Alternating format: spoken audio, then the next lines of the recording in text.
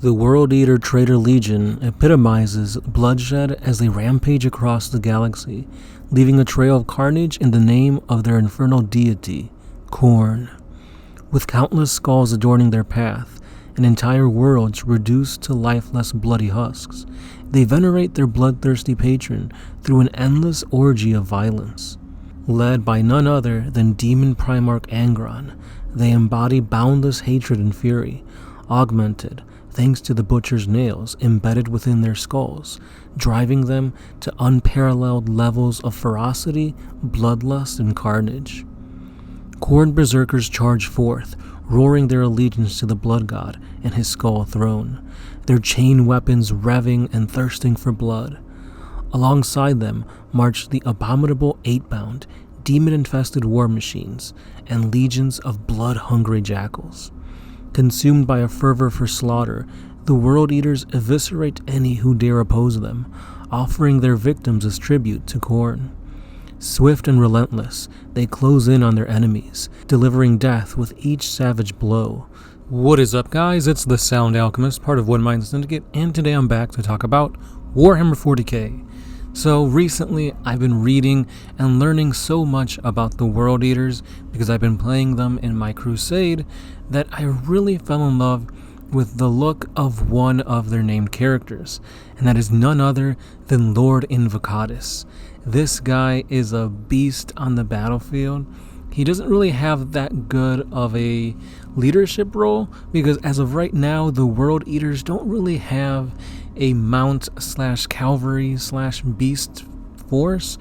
They're more of just like berserkers, and these berserkers that he can lead are kind of a little bit slow, like they can't catch up to him in speed because obviously he's moving 12 inches, they're moving 6 inches. Yes, they can advance, and yes, they can ride in a rhino to kind of keep up, but at that point, he's not leading them because he's not attached to that squad.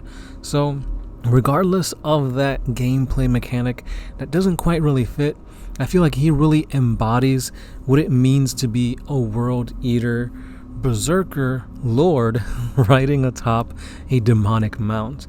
So let's go ahead and read a little bit into who and what this guy is. Lord Invocatus, also known as the Horseman of the Apocalypse, is a dreaded Chaos Lord of the World Eater Traitor Legion, commanding a Khornate Juggernaut demon as his steed.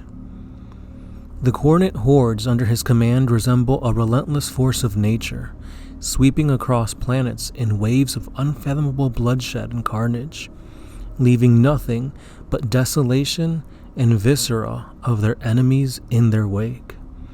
Leading them requires not just skill, but a terrifying aura of confidence and bloodshed, qualities embodied by the fearsome Chaos Lord. Perched atop his juggernaut, he orchestrates thunderous charges of blood crushers and berserkers, their advance painting the sky with flames that seem to dance at his command, some whispering that he rides the very essence of the infernal fires of the warp itself. In a chilling assault on the Deathwatch fortress of Ebon Vale during the era Indomitus, Lord Invocatus, accompanied by his gore-slicked World Eater warband and the demon engines of the allies from the Brazen Beasts, descended upon the fortress, leaving a trail of destruction in their wake. They plundered the fortress's armories and reliquaries, seizing state-of-the-art Adeptus Astartes war gear and potent artifacts of war. Despite the Deathwatch's valiant efforts to quarantine and repel the Chaos onslaught, they were left decimated in its wake, their ranks reduced to black armored corpses strewn across the fortress. With their departure, the region fell prey to a sinister Hrud infestation, transforming the once thriving worlds into lifeless husks, a haunting testament to the horrors unleashed by Invocatus and his unholy legions. So that is just a glimpse into his lore, and as badass as this guy is, I think he's not as badass as this other World Eater unit. The 8-bound. These are basically berserkers, but on steroids, and even tougher, even faster, and more hellbent on destruction. These guys are really what Angron wanted his legion to become, so let's find out what they actually are. The Eightbound are born from the crucible of unimaginable brutality and darkness. Savage-corn berserkers, consumed by primal rage, are ensnared within the confines of an 8-cage sarcophagus. Inside this accursed prison, their very essence is violated by probes and needles, connecting them to the malevolent forces of the warp. Thus begins a harrowing descent into a nightmarish struggle for their very own souls. Exposed to the maddening chaos of the warp, these warriors are subjected to unspeakable horrors. Some are thrust into blood-drenched arenas of battle, while others endure agonizing torment inflicted by the sadistic claws of demons. For those who falter, oblivion awaits, a fate so grotesque that it defies description.